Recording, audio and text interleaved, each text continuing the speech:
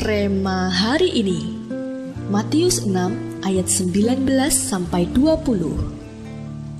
Janganlah kamu mengumpulkan harta di bumi ngengat dan karat merusakkannya, dan pencuri membongkar serta mencurinya. Tetapi kumpulkanlah bagimu harta di sorga. Di sorga ngengat dan karat tidak merusakkannya, dan pencuri tidak membongkar serta mencurinya.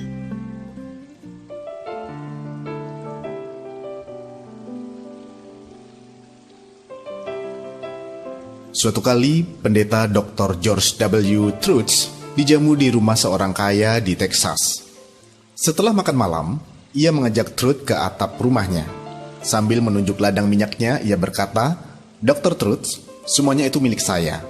Saya datang ke negara ini 25 tahun yang lalu tanpa uang sepeser pun. Sekarang saya memiliki segalanya sejauh yang dapat Anda lihat itu." Lalu ia menunjuk ladang gandum yang luas dan sekawanan ternak, juga sebuah hutan yang luas.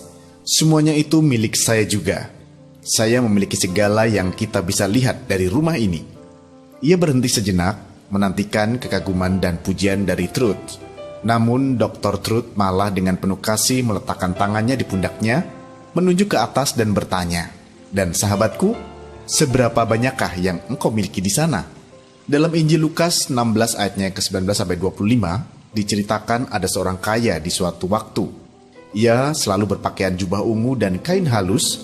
Setiap hari ia bersukaria dalam kemewahan. Orang ini sangat haus pujian dari manusia. Ia selalu tampil menawan dan senang saat bisa memukau banyak orang.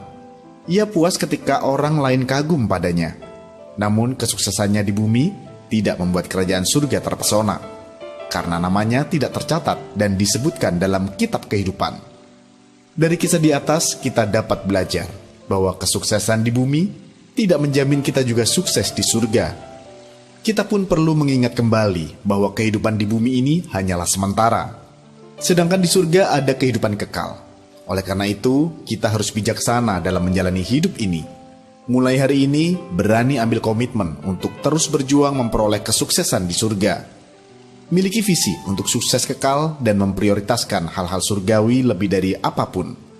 Maka kita akan memiliki kehidupan yang berarti dan melihat bagaimana Tuhan membuat kita berhasil di bumi dan di surga. Haleluya! Sudahkah Anda membangun kesuksesan di surga sepanjang hidup Anda selama ini? Mengapa demikian? Menurut Anda, mengapa sukses di bumi tidak menjamin kesuksesan kita di surga?